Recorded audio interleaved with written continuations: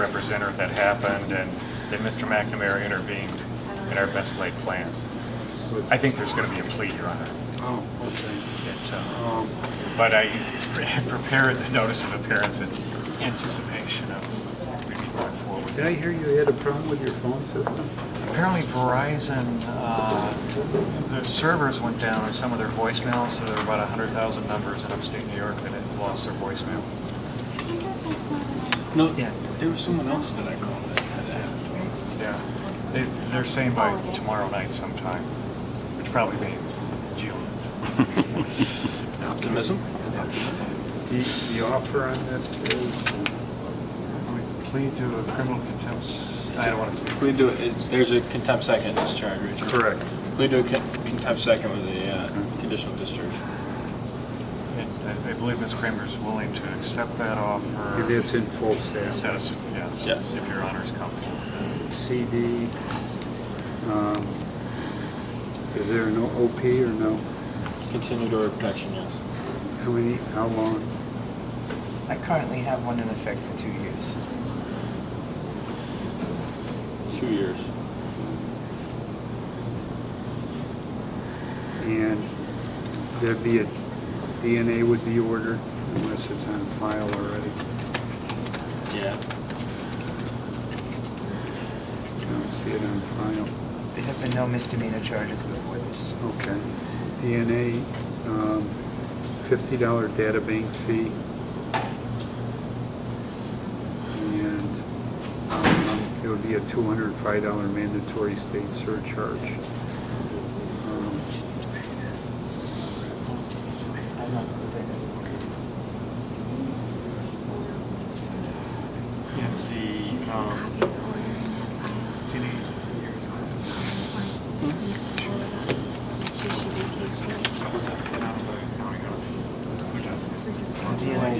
Oh, Who's the the DNA? who's the arresting on this? Can you guys do DNA? No. No. No. It's going to be the sheriff. The sheriff. I need a DNA order. Get it here.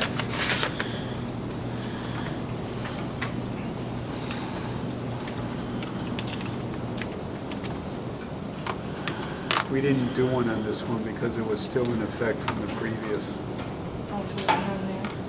No, it would be her, because That's right. That derives from that one. That's why this charge isn't here from So is there a need to previous put one in? order. Or I suppose there is, because that other case, I don't know if her case is under appeal. It is. So, Well, yeah, I would ask for a full here with. She was the sheriff's arrest. sheriff's arrest.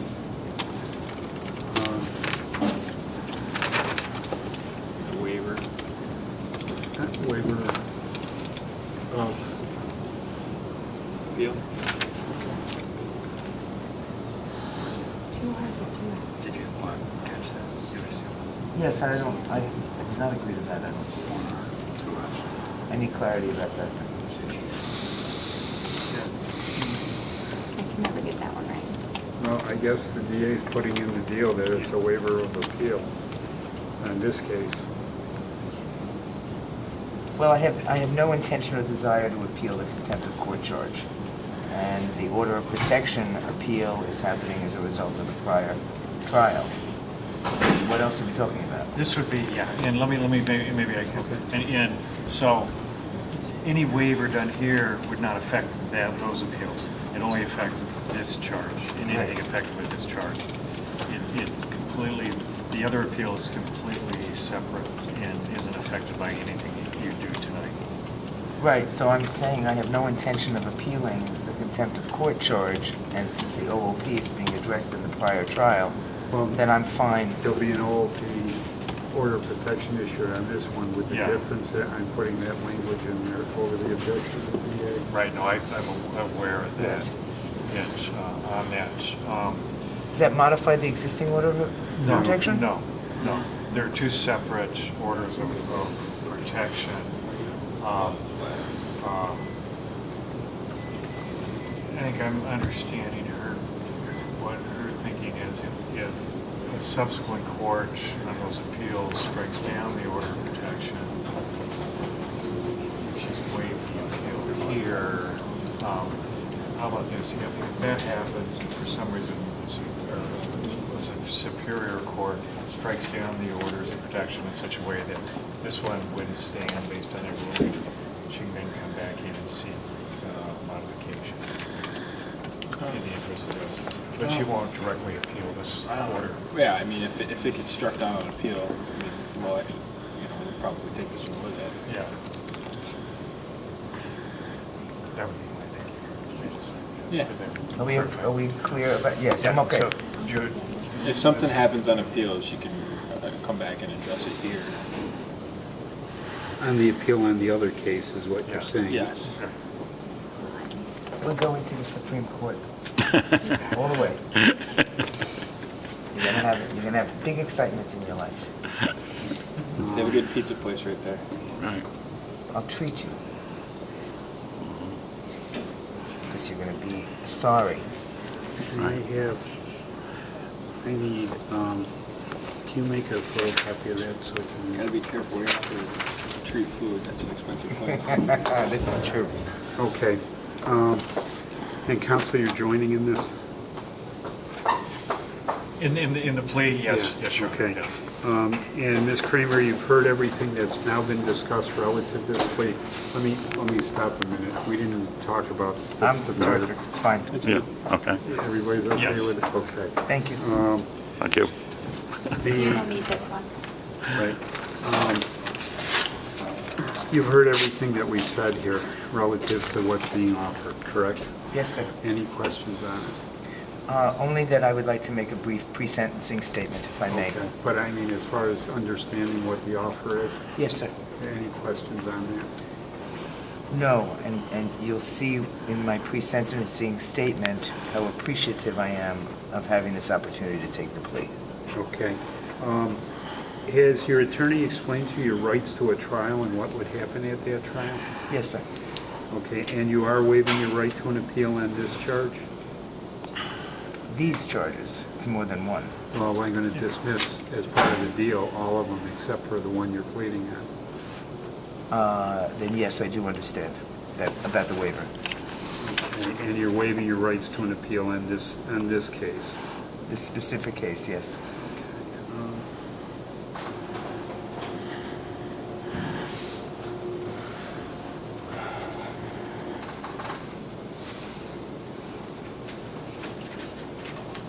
Okay.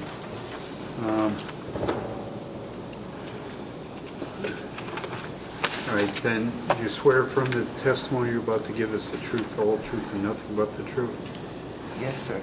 I'm going to direct your attention back to the 28th day of April 2013 at 14:50 hours, which by any other normal time is what, 2:50 in the afternoon? Sounds about right. At 6001 East Malloy Road in the town of DeWitt, County of Onondaga, and State of New York. Do you remember that date, time, and location? Yes. And on that date, time, and location, let's see, were you aware that there was a full stay-away order of protection issued by Judge Robert Jokel in the town of DeWitt Criminal Court on October 25th, 2012, directing you to stay away from, among other places, the place of employment of Earl A. Evans? Yes, I knew that. And that, are you admitting that you that you were at the place of employment and lay down on the entranceway to that base on that date, time, and location? Yes, sir. Okay, how do you wish to plead to criminal contempt in the second degree in violation of Penal Law Section 21550, subparagraph 3? Given my thoughts about the original imposition of the order of protection, I feel it is an honor to be able to say completely truthfully that yes, I was in contempt of court. Okay, so you're pleading guilty of that? Yes, sir. Okay. I'll accept the plea. I find it to be knowing, voluntary, and intelligently made plea. I'm dismissing in satisfaction the disorderly conduct 2 counts and the obstructing governmental administration in the second degree count. Any legal reason why a sentence cannot be imposed, counsel? No, Your Honor. People move sentence. So moved, Your Honor. People wish to be heard. Nothing further, Judge Jones. Counsel, you're waiving PSR. Yes, we are, Your Honor. And counsel, is there anything you'd like to say? No, Your Honor. I think Ms. Kramer would like to address the court, though, prior to sentencing. Okay, Ms. Kramer, anything you'd like to say? Thank you, sir, for the opportunity. My father is 95 years old. My stepmother is 86 years old. And about 15 months ago, I promised them that I would not incur any lengthy jail time while they were still alive. I broke that promise, and I broke it because I was, in retrospect, quite naive. I went to the base knowing that I had an order of protection in effect, and the reason I participated in the action as I did is I could not believe that the order would be considered valid. It seemed such a misuse of the law. I've spoken before in court that I have experience working with domestic violence situations. And the fact that the language used on us in these orders of protection is the identical language that used for victims of domestic abuse and domestic violence, I found quite striking. I have asked you in the past for some written documentation in affidavit form or otherwise, a statement of either Earl Evans or Greg Semmel explaining what behaviors we participated in that constituted a response of an order of protection. I think many of us could probably recite the law, having listened to you inform people over and over again. Not once in any of the charges or indictments of anyone associated with the anti-drone work has one item of any of those behaviors ever been part of any charges. I still have been unable to find documentation of the behaviors that we committed that resulted in you and your colleagues saying, yes, I think that justifies a full stay-away order of protection. The fact that you are now allowing a free speech, safe, delineated area without specifying that either Earl Evans or Greg Semmel need to be away during that time tells me that your view of us clearly is not as threats to the safety, the well-being, the personhood of those people. In effect, what we do is cause an inconvenience. And it seems to me that the application of an order of protection, because we are inconveniencing the governmental administration of the work on that base, is singularly inappropriate. I think it trivializes the legislation, which took a long time to get passed. I think it makes, if not a mockery, a diminishing of the intended import. I'm looking forward very much to the processing of appeals. And as a citizen of the County of Onondaga, I am distressed that the district attorney does not see fit to support you in your newly crafted language. It bewilders me as to why that is a problem, the allowing citizens to exercise their First Amendment rights, which in effect is what you have done with the delineation within the pursuant to the provisions of the permit, etc. That the DA is somehow or another troubled by that certainly troubles me a lot. I very much want to thank you, Jordan, for the opportunity to take the plea. In a sense, it galls me to have to do it. And if the situation arises at some point when my parents are no longer alive, there's no question that I would not accept it. I thank you for the opportunity to share my thoughts with you.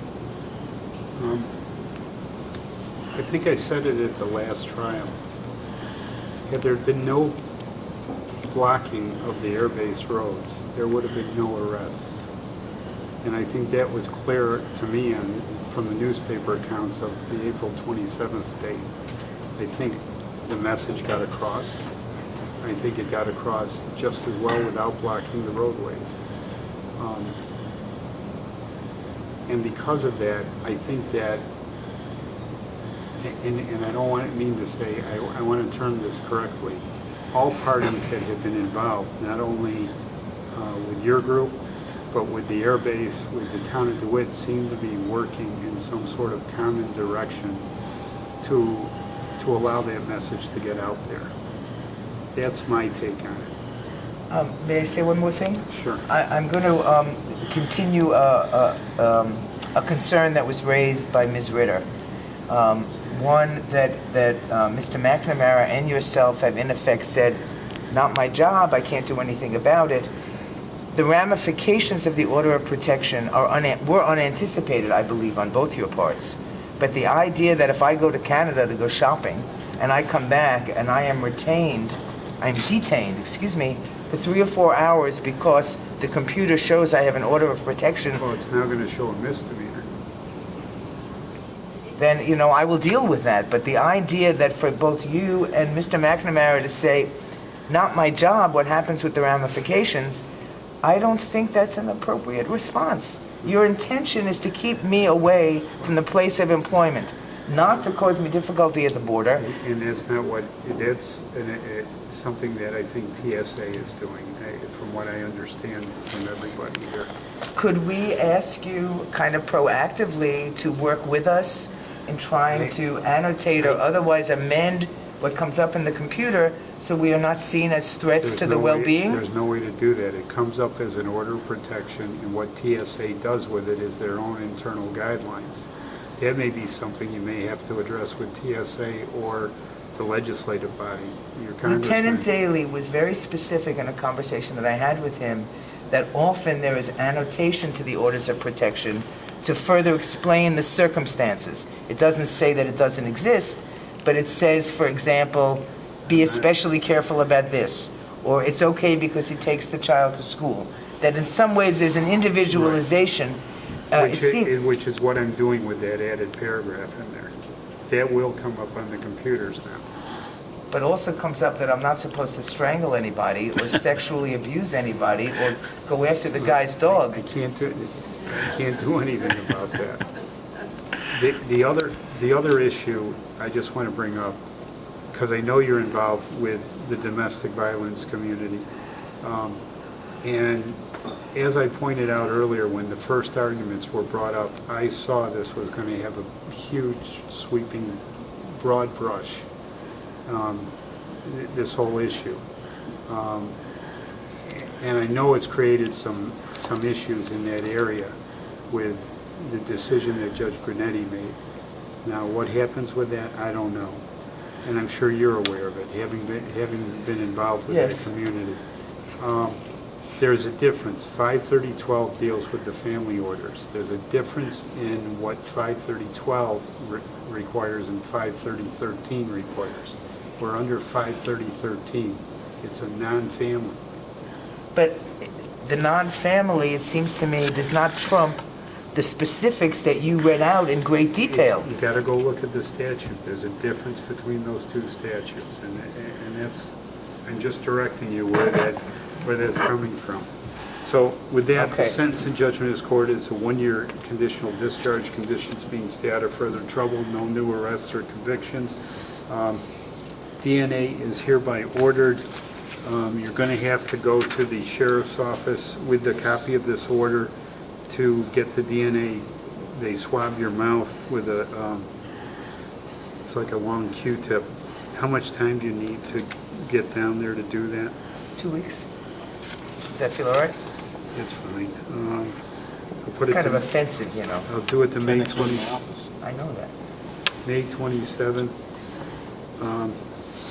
I'm imposing the mandatory $50 DNA data bank fee, $205 mandatory state surcharge. Are you going to need time to pay that? I have We no set one. a date. We can set a date, which is kind of moot. I'm not going to be paying the Well, surcharge. do you want me just to convert it now, or Sure, sounds to a good. civil Okay, sure, judgment yeah, vote? that's, I Why think that's not? Ms. Kramer's request, sneeze. Rich, isn't it? I'd like to be honest with the court. Do I have to pay the DNA charge? Well, I'll put it in the judgment if you want, or you can pay that. It's up to you. I mean, will they do the test if I don't give them any money? Yeah, yeah.